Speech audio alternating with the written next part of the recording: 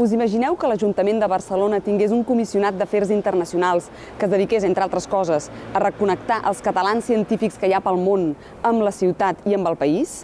Perquè els catalans que lideren la recerca en diversos àmbits científics, en la biotecnologia, la intel·ligència artificial, la robòtica, són clau perquè Barcelona sigui vista com una peça fonamental de l'ecosistema de coneixement mundial, que és un dels grans motors de l'economia global i és un gran exportador de valors democràtics. Fins ara, la política exterior de Barcelona s'ha basat quasi de manera exclusiva només en fer-nos atractius, però és que el que ha de ser Barcelona és influent.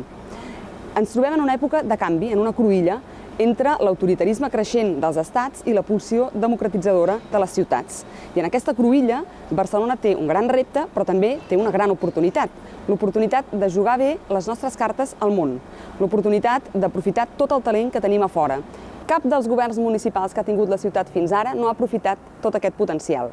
Què proposem nosaltres? Proposem crear un comissionat d'afers internacionals des d'on s'aprofiti la ciència, la tecnologia, la innovació que es fa en aquest país, que té epicentre a Barcelona, però que té també molts ambaixadors potencials arreu del món.